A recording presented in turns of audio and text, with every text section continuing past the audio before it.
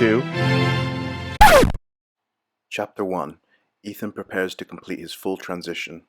Shout out to subreddits Hypocrisy and Frenemies 3.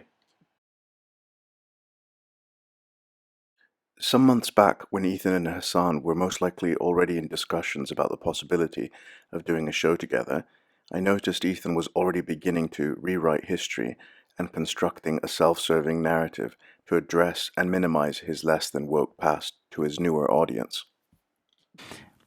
I'm gonna do a little self-reflection here. This is Ethan self-reflecting 5 months ahead of the launch of Leftovers. It is totally sincere and not at all self-serving to minimize and rewrite history, and definitely not to damage control his past for his newer audience, who are unfamiliar with his previous antics. And back in the day, in like, I don't know, 5 years ago, it was really popular to be making anti-social justice warrior videos. And when it started, it was really, I felt, just because it wasn't like a political thing. These people were like, back in the day, they're super obnoxious. But so over the years, though, you start to see that you're getting this audience. You're gathering these audience of reactionaries, and you start to see comments like making generalizations about all women and liberals and shit like that. And you go, and then you start seeing your videos retweeted by people like that. I go, oh, I don't like that guy. I don't like that guy. You start to see it being retweeted by people like Mark Dice, that guy.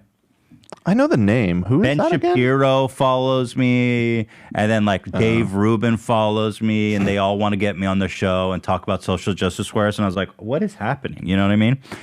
But they get the most views. People love the social justice warrior thing. So it came to a point where I was like, you get addicted to making that content because it gets such a strong response. But part of you is like, do I even believe what I'm saying now? And also, what is the effect of me making these videos and the people that are coming to my channel and watching it? Like these, you know what I mean? So there's a little bit of a self-delusion that takes place to keep making those videos. I can't stop making these videos because they're just like, get the best response and my channel's growing. You know what I mean? This is Ethan's way of controlling the narrative by getting ahead of it and trying to neutralize any possible criticism from the outside. This is a tactic Ethan and Hasan both often use in order to try to make themselves immune to outside criticism and to fool their audience into thinking their inconsistencies aren't hypocrisy, but are instead, inverted commas, growth. Definitely not self-serving post-fact rationalization and hypocrisy. Even if while continuing to point out the same contradictions and inconsistencies in others. Ultimately, their goal is to weaponize issues for others while immunizing themselves for the same issues. This tactic is also mostly about making it easier for their parasocial cult member fans to defend them, rationalize, and minimize any legitimate criticism they receive.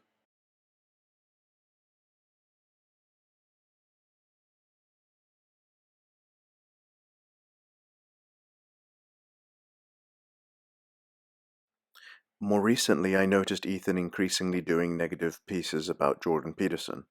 I could see the hamster wheel turn in Ethan's head, and I assumed it was for two reasons: to rewrite history and reframe his previous admiration and sympathetic interviews with Peterson, and also to bait him enough to force him to come onto their newly launched political show, Leftovers, and generate some extra views and publicity.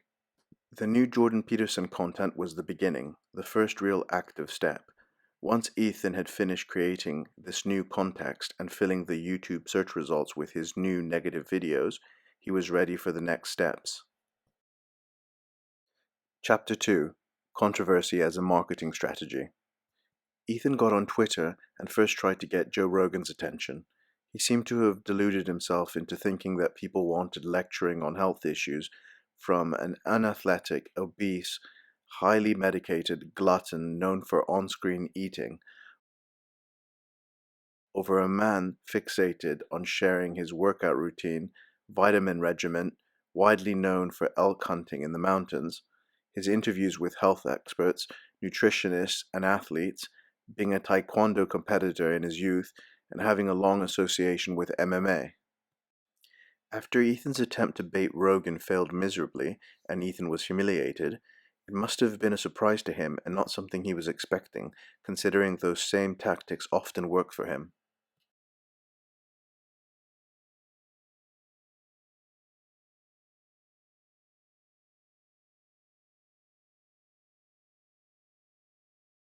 Ironically, Ethan previously in 2017 begged Joe Rogan to do a podcast together and would regularly mention him by name on the H3 podcast.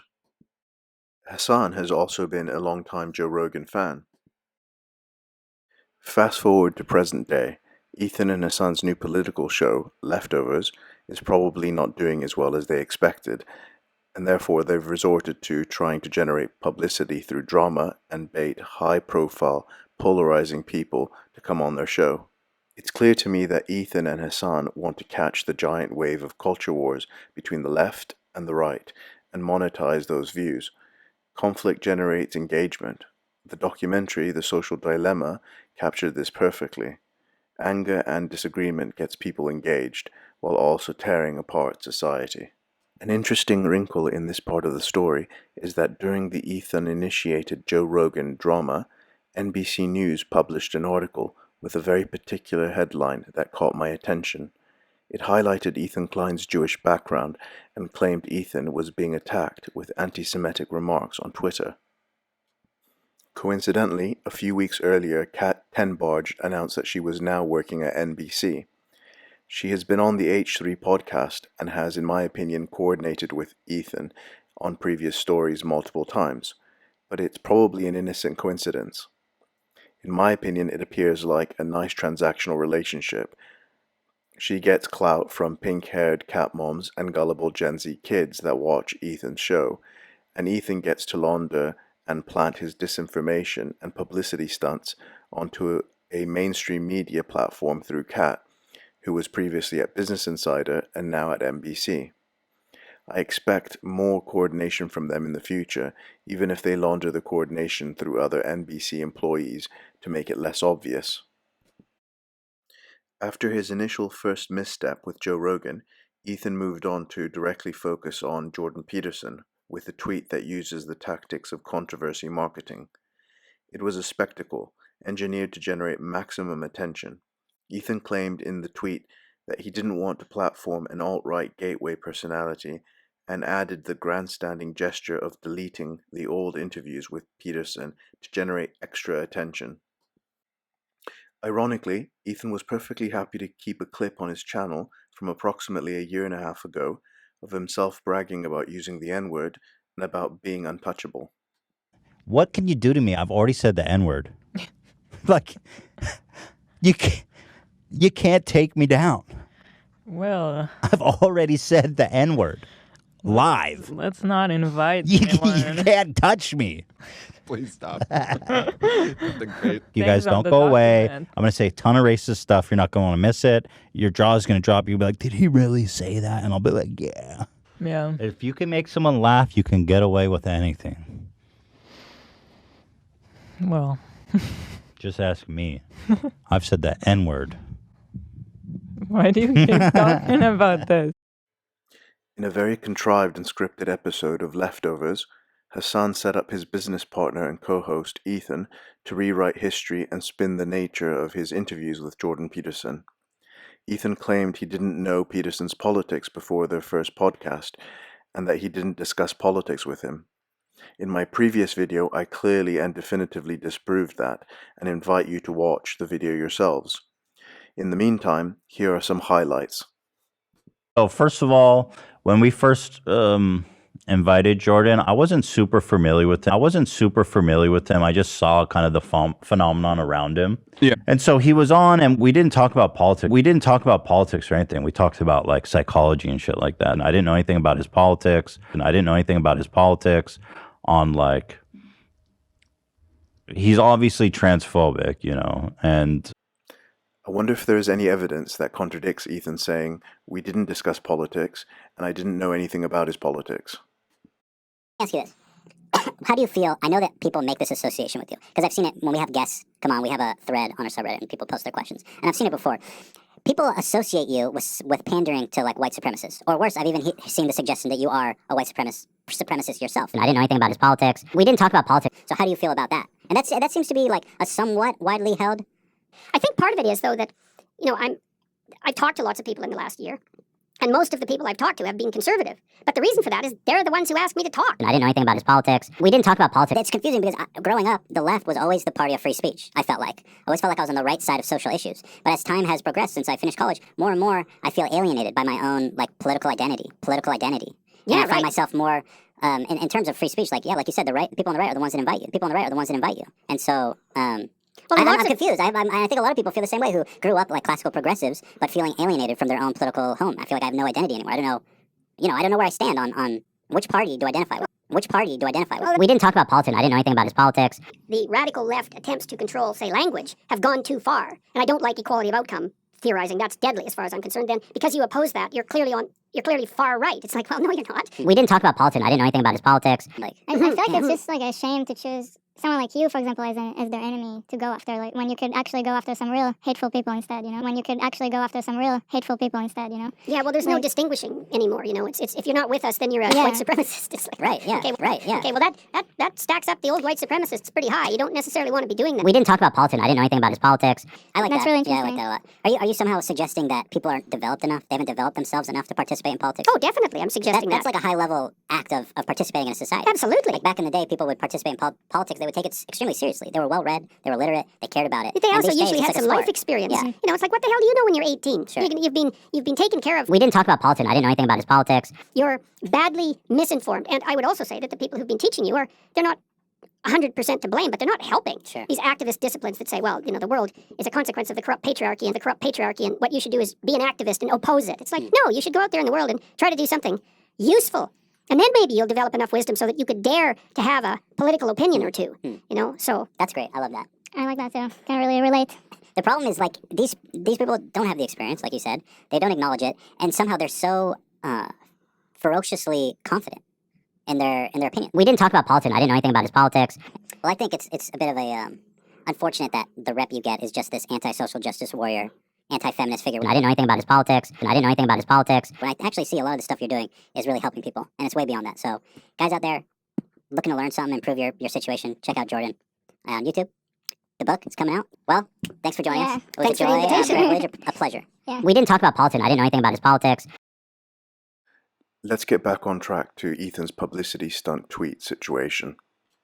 Surprisingly, Jordan Peterson reacted to Ethan's contrived tweet intended to bait him. Peterson responded that the mob Ethan is currently pandering to will eventually come for him too.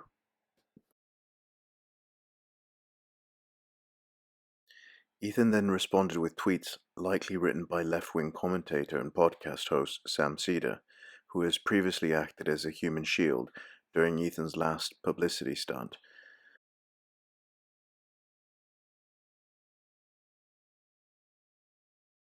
Or perhaps the tweets were constructed by Lick Spittle Dan.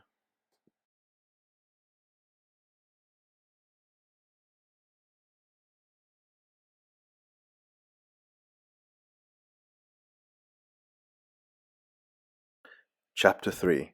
Hasan tries to defend his business partner and accidentally exposes himself.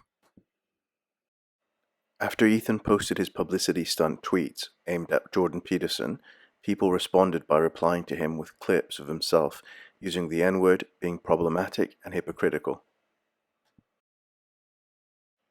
This is where Ethan's co-host on Leftovers enters the story.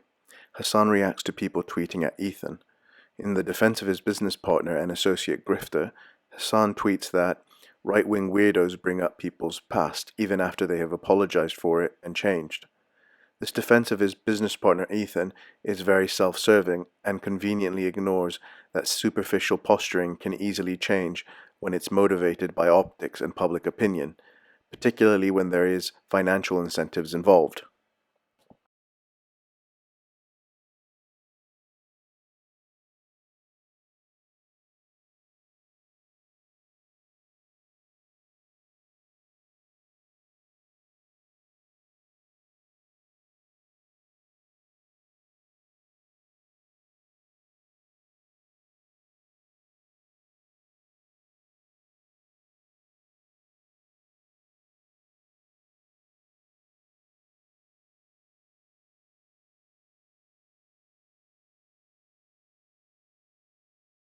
What actually matters more than superficial optics and posturing is one's actual behavior pattern and track record. It's perfectly legitimate to bring up people's pasts when considering their present, particularly and especially if the person in question has a long and consistent track record of being disingenuous and manipulative. What have people been saying about me recently? Okay. That I'm a hypocrite, that I prioritize money over everything else, that I've thrown friends under the bus, that I'm ignorant and poorly informed and spread misinformation, that I'm arrogant, that I cannot handle criticism, and that I've used people, just to name a couple of the reoccurring themes. I'm sure there's so much more you could say about me. And let me just say this, okay, for the record, that I am guilty of all of those things. And I'm not going to quantify it or make excuses or anything.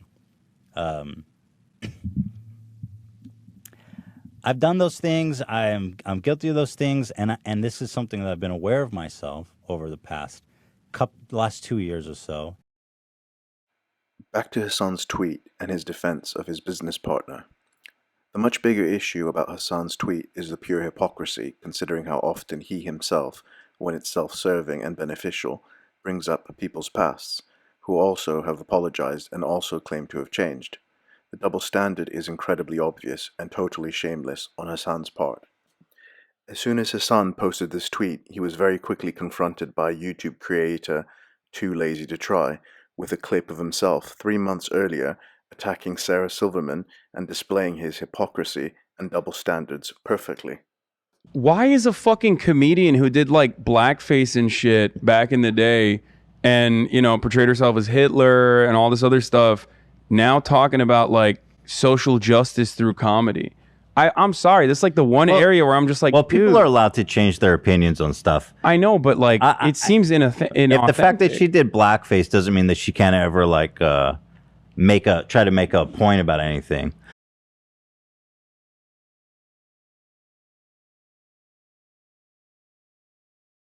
What's incredible about this clip is that it not only displays Hasan's complete hypocrisy, but it also shows Ethan self-servingly posturing as if he was defending Sarah Silverman and her inverted commas growth, when in actual fact, Ethan is really actually defending himself, because he knows that aside from using the N-word several times on air, he also has a history of using blackface. Ethan took this opportunity to defend himself on the record. Back to Hasan. I personally think it's clear he has no core principles and simply molds his positions to whatever is most convenient and beneficial to his current argument. He's all about optics, his personal brand, and aesthetics. I think it's fair to say he's a narcissist with low-level core principles. It's all just a grift in my opinion. Despite any fair-minded person being able to see the clear hypocrisy, double standards, and self-serving logic highlighted by Too Lazy to Try, Hasan decided to block him and instead monologue with himself in a post-fact rationalization and self-serving moving of the goalposts in an effort to save face and cope with being publicly humiliated by a creator with only 12 Twitter followers. Hasan tweeted that he's always been an advocate of growth and change. Perhaps he was hoping he might be able to perform a Jedi mind trick via Twitter and convince people of this. Unfortunately for him, people on Twitter kept presenting him with some uncomfortable truths in the form of examples of him also being a complete hypocrite on this topic as well.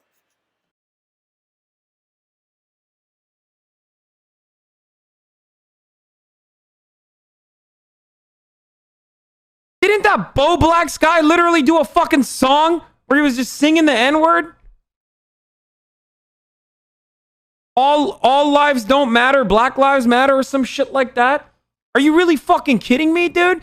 This motherfucker has the audacity, the gall to fucking call anyone else out? Suck my fucking cock. Get the fuck out of here, you little bitch. The following day, when Hasan was streaming in his safe space, he decided to relitigate the whole thing in front of his home crowd.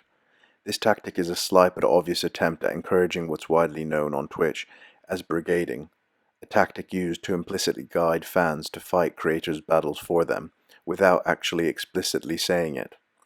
Ethan and Hasan regularly use this tactic, but are always careful to be sufficiently subtle and indirect about it. All they have to do is play victim to their audience and mention where the incident occurred, and the cult members and simps will immediately act. They will upvote, downvote, leave comments, whatever it takes to defend the honor of their parasocial creator friend and suppress any criticism of them. A big part of my beliefs revolves around the fact that like people can change, and that I'm pretty aggressive in like punishing people who refuse to recognize that reality. This fucking dumbass, I go, funniest part about right-wing weirdos and their constant need to bring up old shit is that the people have apologized for years after they clearly changed. Just because you're incapable of changing doesn't mean others aren't. Self-reflection and growth is at the heart of progress. This guy goes, this you. I is a fucking comedian who did like blackface and shit back in the day and, you know, portrayed herself as Hitler and all this other stuff. Now talking about like social justice through comedy. And he found a way to clip that in precisely the worst way possible, because I was literally talking about Sarah Silverman being funny. I wasn't trying to fucking cancel Sarah Silverman. I literally was saying, why the fuck is she like why is she talking about Jew face? She should just be funny instead. Okay? It is mind-boggling. And it got 448 likes because people just see that and go, this is a 12-second clip. I wonder if there's more to it. No, that's it. That's it. I said, hey, dumbass, I don't think you understand my point here. I'm not canceling Sarah Silverman for those things. If anything, I wish she'd stick to comedy rather than weird SJW pandering. What's most disturbing about Hasan's deflections, moving of the goalposts, and overall manipulative tactics is how confident he was to construct the narrative that he knew his naive audience would gladly accept as gospel without even the hint of evidence. He had the perfect opportunity to present his 40,000 plus audience with the missing context that he claimed would magically absolve him of being completely inconsistent, hypocritical, and self-serving in an effort to defend his equally hypocritical business partner Ethan of legitimate criticism. Hasan could have easily shown the clip of the context he claims is missing, but since it doesn't exist, he instead chose to manipulate his audience. He knew exactly what he was doing. He understands and exploits the fact that his parasocial fans don't need any evidence.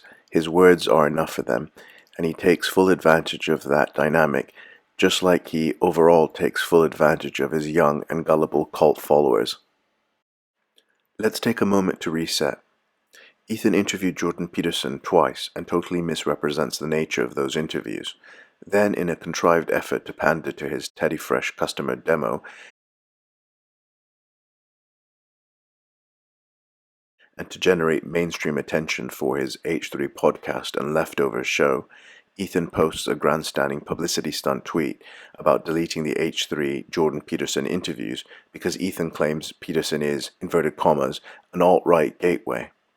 People on Twitter then react to Ethan's tweet by replying to him with clips of himself being racist, hypocritical, and generally problematic.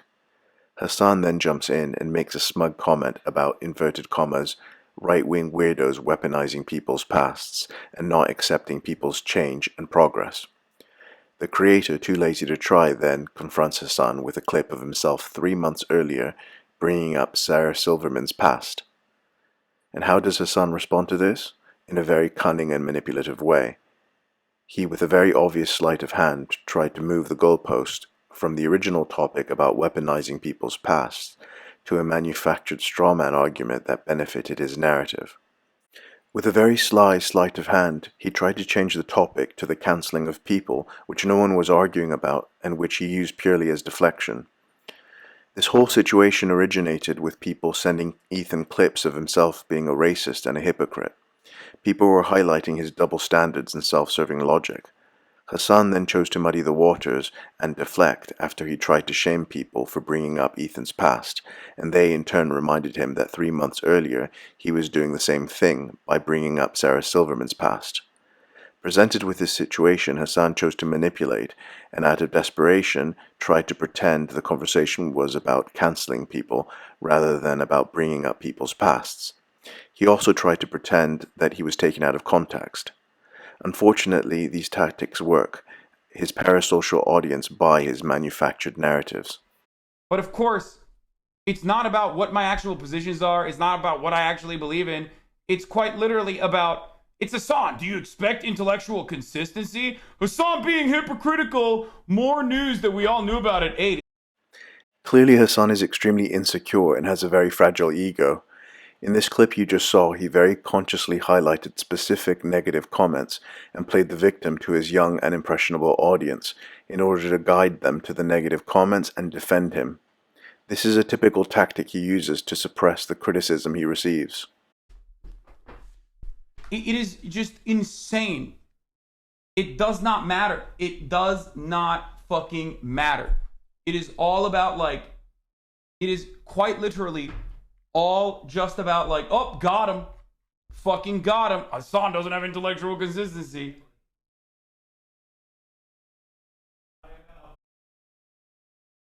Anyway.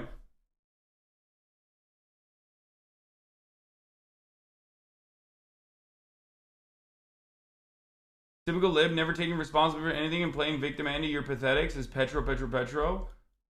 If that was the case, why would I have just brought up some fucking loser who clip chimped me?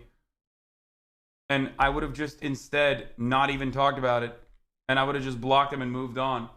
It's quite literally the peak of accountability to elevate a tweet that had nothing on it to 40,000 people that are watching me currently and address it. Hasan's obvious use of brigading tactics in order to signal to his audience to attack anyone that criticizes him is deplorable. But what's even worse is that he pretends that what he's doing is actually, inverted commas, the peak of accountability, as if he is just merely addressing criticism. Anyway. Because you're pathetic? Yes, I'm the pathetic person and not the person who thinks they're directly speaking to me. Anyway, okay. This is always good though, because like people...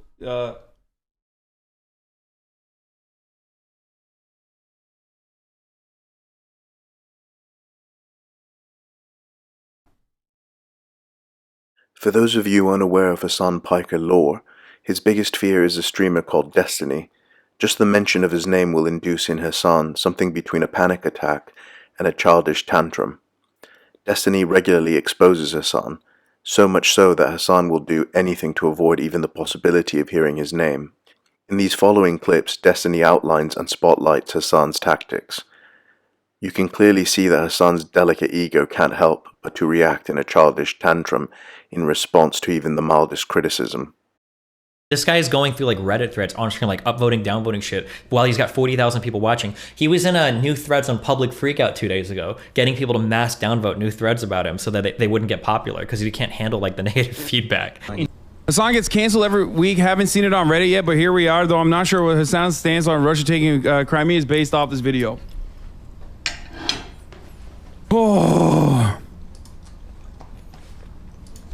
It's fucking insane, dude. Who is this fucking piece of shit, dude? Let's see. Let's look at this fucking piece of shit's personal profile real quick. Uh-oh. Oh, we're going hardcore brigading. Fuck you. What a fucking piece of shit. Oh, no. r/World News Andy. Like, motherfuckers who can't, like... World News Andy. Who can't, like, win... who can't do anything. Try to, like... Oh, that's weird. That's crazy. A Destiny poster? Oh, another my fucking God. Destiny viewer. Oh, no. Now realize, like, he can't fucking do this shit on LSF. So now he has to go to a Public Freakout, dude. That's fucking wild. What an incredible thing. You're literally terrorists, dude. You're like internet terrorists. You're so fucking shitty. This thread is 7 minutes old. Oh my fucking lord. Oh. If he finds a new thread about himself on like a popular subreddit, he can use his audience to try to nuke the thread before it actually gets any traction. That's kind of smart. So he views this thread early, even though it has 70 comments. Hopefully with 30, 40,000 people watching him downvoting it on stream, he can get people to go to that thread, brigade the fuck out of it, and then it doesn't gain any traction. So there's another Public Freakout post of the USSR of 1924. And right away, oh, don't worry, we have a lot of questions. Raise a lot of questions. Reddit is one of those places. Notice how that post was old, so he didn't give a fuck about it. He didn't downvote it. He didn't interact with it at all because he knows he doesn't need his fans to brigade that one. It was old, it didn't gain traction, so he didn't care and he just left it. The post was already at negative upvotes before we looked at it, so don't worry about it too much. Those other subs aren't nearly as deranged as LSF. It doesn't even fucking matter because like it doesn't matter because a little bit of push on one end can like very easily change the outcome of a post and like totally fucking brigade it.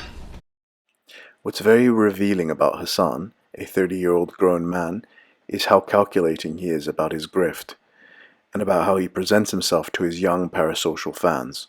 This 30-year-old man even decorates his house with toys to appeal to his young, gullible Gen Z audience.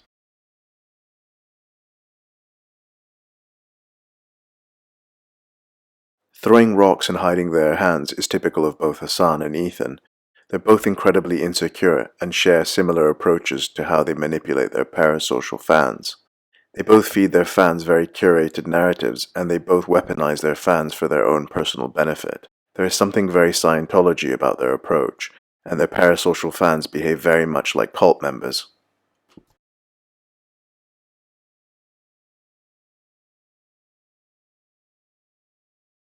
Back to Hasan defending Ethan on Twitter.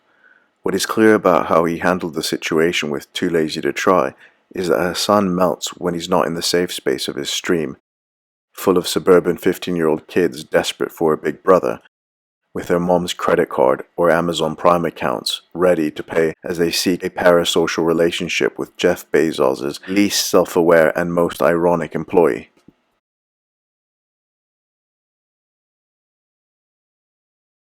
This is where we are.